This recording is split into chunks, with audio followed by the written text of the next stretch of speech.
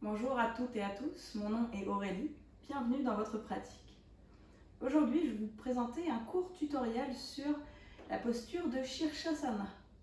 C'est une posture d'inversion où le poids est réparti sur les avant-bras et très légèrement sur le sommet du crâne. Encore une fois, lorsque vous pratiquez les asanas, les postures de yoga, n'allez jamais au-delà de vos limites. Il y a toujours une différence entre l'inconfort et la douleur.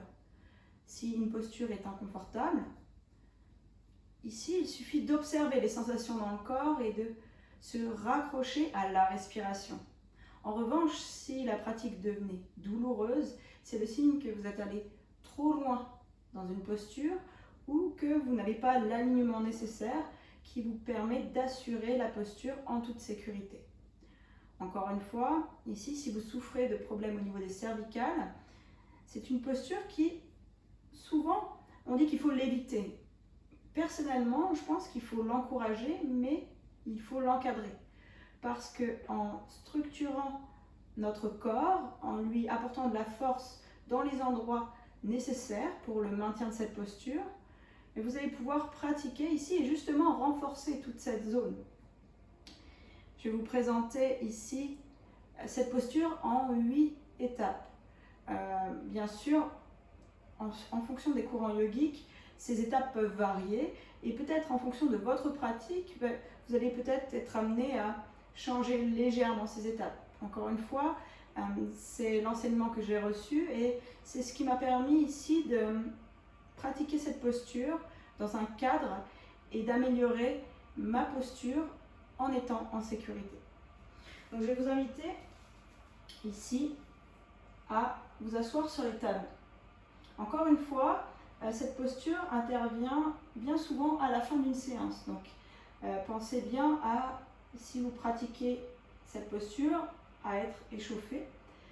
On va mesurer ici, à l'aide de la main, l'emplacement en théorie du sommet du crâne. Alors ça peut varier en fonction de la taille des mains, mais globalement, si vous positionnez la base de la paume de la main au niveau des sourcils et que vous, ici, déposez le majeur sur votre crâne, vous allez obtenir le point, ici, de contact entre votre crâne et le sol.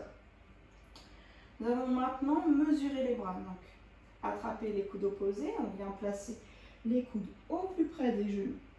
On va maintenant écarter les mains, les bras, entrelacer les doigts à moitié.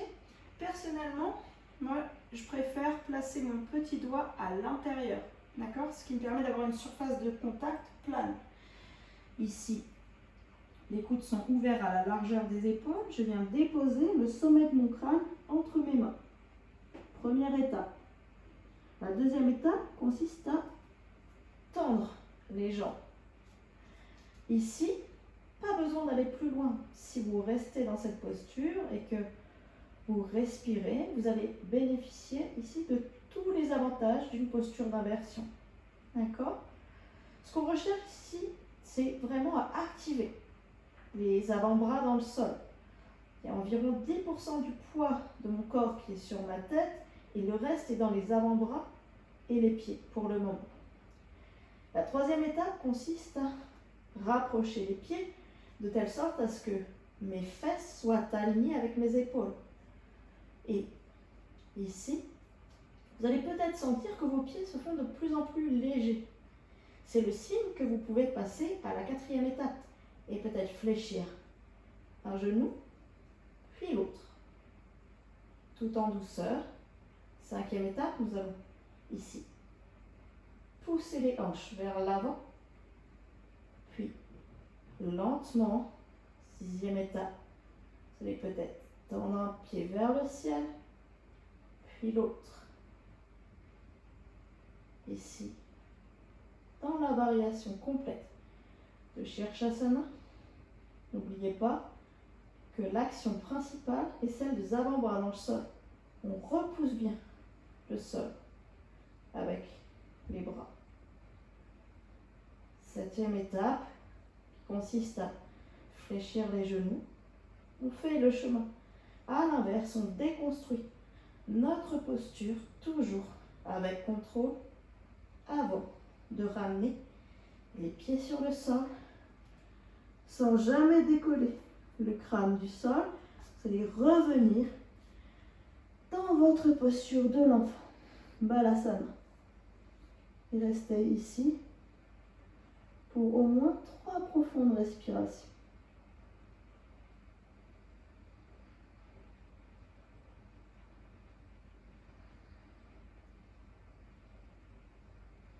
Et tranquillement, vous viendrez vous redresser, vertèbre après vertèbre.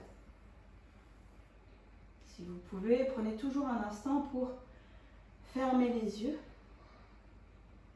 et observer le résultat de votre pratique, de votre posture sur votre corps.